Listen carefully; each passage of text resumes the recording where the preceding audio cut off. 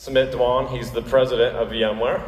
And the first thing he did when he landed in Nashville is he went to the party last night. So you know he's part of the family, right?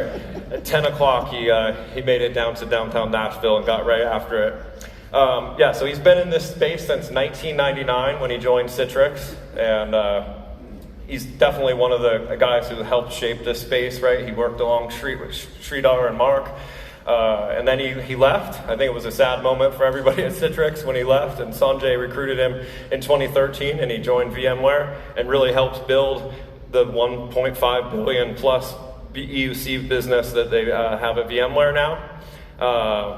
Yeah, and so he was a big part of that, and I think a lot of you were part of that journey with him. And now today he's the president of VMware, and he's helping shape the overall strategy for this $13 billion powerhouse tech innovator. So let's give Sumit a giant disrupt.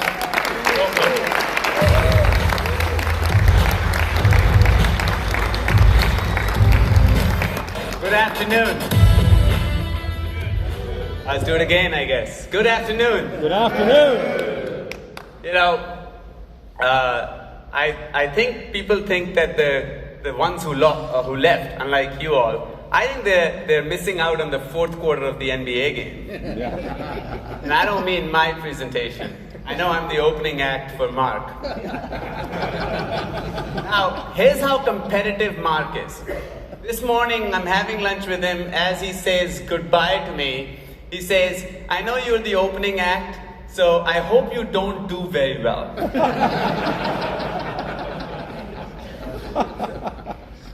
Okay, so I want to one-up him now, because I know he's going to do that anyways when he comes up. So unlike Mark or anyone else who's going to be on stage today, my claim for so-called fame is that I have written code at Terminal Services. My code is in Terminal Services, I think still there. I'm talking about Microsoft, Citrix, and VMware's products. So, I'm glad you're clapping, you could be hating. All right, I'm going to talk about the EUC journey, okay, and where we are headed. Now, great to be here. It was great to be in the bar together, and I was just looking at all the faces, doing all the hugs. I think some of us were all together literally 10 years since the last time we were together. We were just sort of counting the years. And so great, center of it all, and EUC, in my opinion, has always been and will continue to be center of computing. It's just how the technology gets built. It is getting built for the people to then use it for everything that they do to create businesses. And that's never going to change. Just the trends around us keep changing. They are changing, and they have been accelerated by the pandemic. When it comes to hybrid work, it's an obvious trend, okay? Obvious trend that's fundamentally changed on what the office is. I'm not going to belabor it at this point in time. Hybrid work is here. All of you have adopted it, and it's never going to be anything different in terms of what the office is. What's something we ignore is what's happening for digitization at the edge, whether it's frontline workers or back office workers in the warehouses, or just in general, people who have never been using technology but are bringing technology. And the amount of data that now we are processing is making machine and human almost work together at the edge. And if you think about some interesting statistic, during the pandemic, there were 100 million people in the US that were working. There were only 20 million people that were working from home. The remaining 80 million were still going to work like they used to. Okay? And all these 80 million people are getting more and more empowered with new technology. And that's not going to stop. The amount of data that's getting collected, whether it's public services, energy, telecommunication, how the customer service gets done, will continue to grow. Now, all of this is empowerment of new experiences. In addition, our enemy, the enemy that stops us from innovation because we have to look back and keep fixing things, is getting powerful. The enemy from security perspective, in my opinion, has changed from someone in the back room to now, unfortunately, the kids of our employees. I mean, the Netflix usage or anything that they may be using on their devices on the same network that your workforce is connecting to their business applications is become the big risk. It's this, the surface area of security has massively exploited. Just last month, I asked someone on my team, hey, can you go ask ChatGPT, how would you attack a home user? Firstly, credit to ChatGPT, it said it can't aid in any kind of a sophisticated security attack. Pretty well coded. But our own employee was able to social engineer the same question back to ChatGPT, and they created vulnerabilities on any virtual desktop or any kind of system within a matter of 30 seconds. Don't ask ChatGPT, but it's scary. These powerful threat actors are becoming more powerful, and the surface area has significantly grown. So I know you all balance experience in security. It's only become worse. It's only become worse. And I see when I speak with customers, clearly two camps. One who have used the pandemic as a catalyst to leapfrog, use it as a factor to drive innovation, and others who have taken the approach on incrementalism, which we know is the biggest enemy of innovation.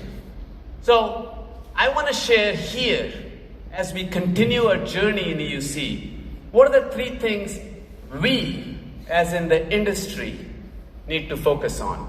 What drives this next factor of innovation? How can we together, whether it's you as customers, us as providers of the technology, and bunch of our partners who make it all real, can be bold together to drive this innovation? Now, when we are dealing with these factors, I talked about it, humongous change in hybrid work, new digitization that's not stopping. If 80% of the people are getting new digital technologies in the next 4 to 5 years to come, with immense amount of data being collected at the edge, huge innovation, plus new security threats. I believe no way, if the end user computing talent that's serving these new emerging use cases is staying flat, there's no way this is a human-only problem in end-user computing delivery. This is a combination of intelligence in the machine with sophisticated collection of data. That's the only way this problem can be solved. And let me tell you, I do like this ChatGPT thing, okay? In fact, I'll tell you a little story. About 4 weeks ago, my brother and I, we were just meeting for the weekend, and we said, hey, where are you so-and-so this weekend? Both of us figured out we're traveling for work. He's in the UK, I'm in the UK, he's in Ireland, I'm in London. We're like, oh, why don't we just stay extra weekend and play golf? Okay. So we're like, well, who has time to go figure out where to go, how to book, blah, blah, blah, blah. We asked ChatGPT. Right then, he did. It gave us hour by hour itinerary, everything that we should do. We didn't have to go to a single website. We sent 3 emails, book the trip, and I'll tell you how it goes. In 2-3 weeks, we're going to experience it. Point is, ChatGPT is getting smarter. And I asked the same question. Hey, what is the future of EUC? As I was preparing for this presentation to ChatGPT, I asked the question. You should as well. By the way, it always gives different answers, as you know. It agreed with me. So I'm not going to tell you whether ChatGPT built my slides or not. Listen, ChatGPT agrees there is no way this can be done without automation AI. It's not rocket science. All of you guys are agreeing to it. But how do you apply it? What is the application of it? So, I think the applications are immense. Remember, I talked about the customers that innovated during this period where we had tremendous amount of work style changes and new digital technologies that were getting rolled out, the pandemic period. And immensely impressive results. Hopefully some of you are in the same bucket. Patching, basic thing when you think about. And I ask people, how long does it take for you to patch your systems? And if you have, one of this sort of customer I was speaking with, they have tens of thousands of people providing services, technical services. And they said, yeah, it would take, before, when everyone was in the office, all the devices were in the office, they were able to be compliant over 90% in a matter of about 3 to 6 months after they started the process. Why? Because it was manual, they would group the devices in a certain way, run the reports, how that went, then did it again. With the new technologies that have been implemented at this point in time, the system automatically creates rings of distributions, automatically keeps analyzing how the progress of things are going and how the compliance is going, and fundamentally changes how to group the systems on doing updates and how to continually expand the rings. You don't have to manually configure them. Running about 1.5 million automations over a matter of a week to get the entire patching compliant over 85%. And the remaining 15% of devices are likely not even real. So that's the power of how you apply technology, intelligence, data. But if you don't start, you can't do it.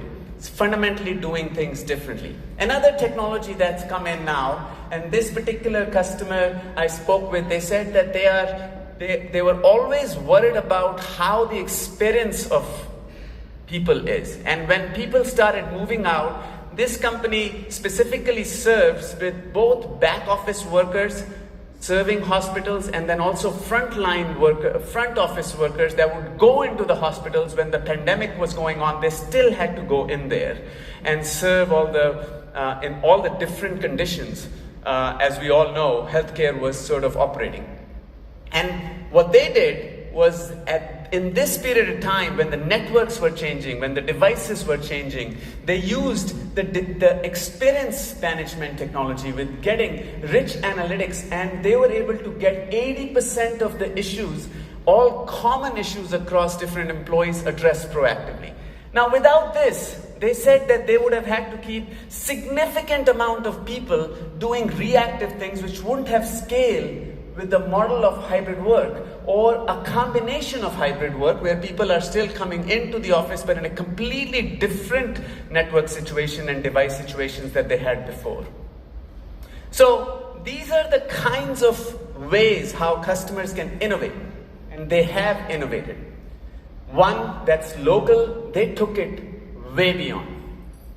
Now, FedEx, now we have seen over the course of last 9 months, they were obviously the first company who came out and said economy is looking a little shaky from their perspective. But before then, they were having to grow. They were the chief supplier of our vaccinations. They took the responsibility to make sure all vaccines were going to get delivered without any implications on the cost for them. Now, what they did was, they said during that period of time, they had to recruit people. So, not just when you have an employee already onboarded, you're going to create the experience that's tailored for them. They're using the platforms and technologies to actually start that experience even before the person is an employee. And they fundamentally, radically changed everything using continuous intelligence of the experience, starting from when someone comes as an interviewee, all the way through the life cycle of the employee.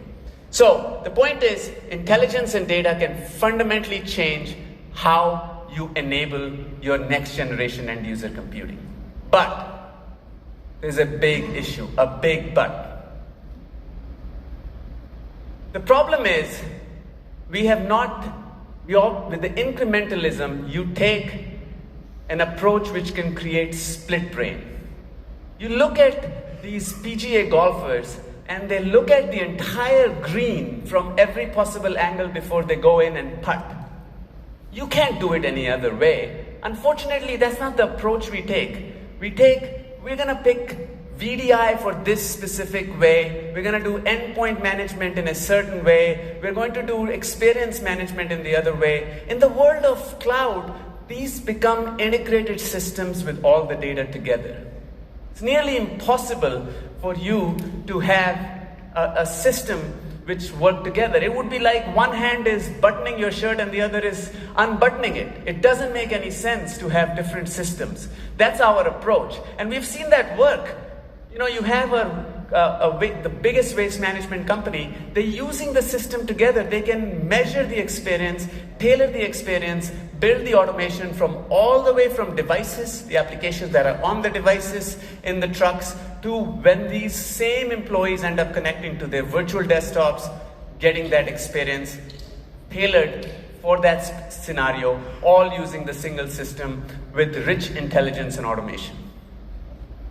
So, use of AI, but don't apply split brain. Use a single platform. When you're doing that, you're talking about millions of automation. Amount of data becomes immense. The operating model, when you have a fixed capacity end user computing talent that's serving these new use cases, is only possible if you apply the principles of cloud. In fact, literally multi-cloud. There is no other way.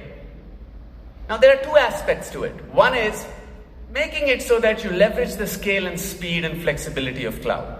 And that doesn't constrain from just public cloud. It could even include your private cloud, but you're leveraging the scale of public cloud. And second, you're leveraging a scale out model of the cloud. Those two are both important. Scale of public cloud is where we enable scenarios such as very quick enablement of use cases. At this point in time, you walk into some of the largest retailer that's starting up pharmacies and some of the most remote locations. How would you set up a virtual desktop environment in that unless you did it in a cloud so that the closest possible proximity-based cloud can light up that experience? That's what they're doing to serve and deliver healthcare from telehealth perspective to the most remote communities. Similarly, from a cloud operating model, now it comes to cloud operating model, there's a thing or two that we at VMware know about when it comes to cloud operating model. And we're trying to apply all of the same principles of operating model of a cloud, a scale out architecture. In the world of end user computing, one of the things that has always frustrated me, we did the acquisition of App Volumes a while ago, but still even that was sort of, in the beginning, was concept of layers and whatnot. The new innovation that the team has driven is extremely compelling. Can't wait to see how this turns out with the customers, where you have each application that can light up as it starts getting used, regardless of where it's getting used in a cloud environment. I'm assuming you guys saw that announcement that we did earlier this week. This is the kind of principles that you'd have to employ, where you have a scale-out model, scale across cloud, and then applications simply light up, because there's no other way you can run this kind of an intelligent environment. So, to recap, what I tell my team, we cannot take incremental approach. We are building our systems, so it's one platform driven through intelligence and data. And it's enabled through cloud scale. Doesn't matter what your scale is, because your scale gets bigger because of this intelligence and automation. And cloud-based operating principles is the only way to meet your scale. And I'd encourage you, whether you're a customer or whether you're a partner, to embrace the same principles. So with that, I want to thank you, and I'm going to soon join other folks for the panel, but in the meantime, I'm going to hand it back to Jed.